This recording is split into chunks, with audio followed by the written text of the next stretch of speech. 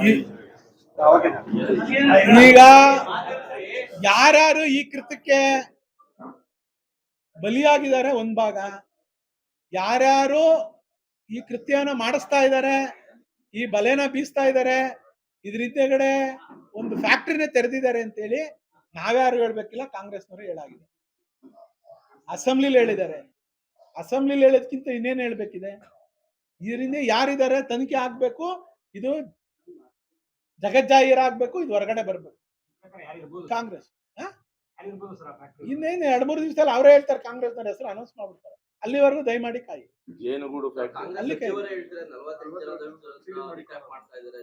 ಸುಮಾರು 48 ಜನ ಅಂತ ಅಂದವ್ರೆ. ಎಷ್ಟು ಜನ ಅವರು? ಸುಮಾರು 48 ಜನ ಅವ್ರೆ. ಅವ್ರಿಗೆ ಯಾರ್ಯಾರು ಬೇಕು, ಯಾರ್ಯಾರಿಂದ ಅನುಕೂಲ ಆಗ್ಬೇಕು, ಅವ್ರನ್ನ ಇಲ್ಲಿಂದ ಹಳ್ಳಿಯಿಂದ ಡೆಲ್ಲಿ ಗಂಟ ಮಾಡ್ಕೊಂಡವ್ರೆ ಅಂತ ಅವ್ರೆ.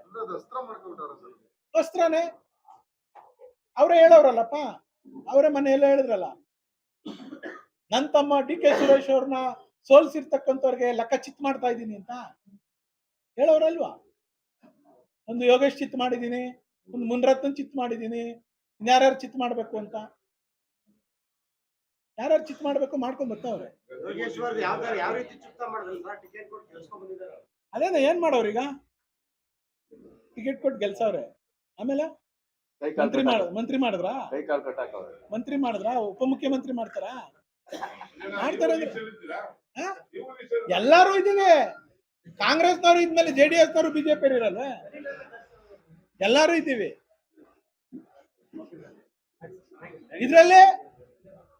ಡಾಕ್ಟರ್ ರಂಗನಾಥ್, ಡಾಕ್ಟರ್ ಬಾಲಕೃಷ್ಣ ಅಂದ್ರೆ ಗೊತ್ತಾಯ್ತಲ್ಲ, ಅವ್ರಿಬ್ರು ಬಿಟ್ಟು ಮಿಕ್ತರೆಲ್ಲ ಇದಾರೆ. 224 ಜನನು ಇರ್ಬೋದೇನೋ ಪಾಪ ಅಲ್ಲಿ. ಅವ್ರಿಬ್ರು ಇವ್ರು ನೋಡ್ಕೊಳಕ್ಕೆ ಇಬ್ರು ಡಾಕ್ಟರ್ ಅಲ್ವಾ? ಸ್ವಲ್ಪ ಇಬ್ರು ಡಾಕ್ಟರ್ ಅಲ್ವಾ? ಹುಷಾರಾಗಿರ್ಲಿ.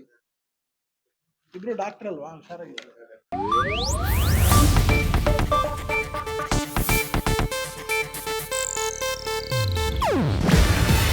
ಇದು ಏಷ್ಯಾನೆಟ್ ನ್ಯೂಸ್ ನೆಟ್ವರ್ಕ್ ಪ್ರಸ್ತುತಿ.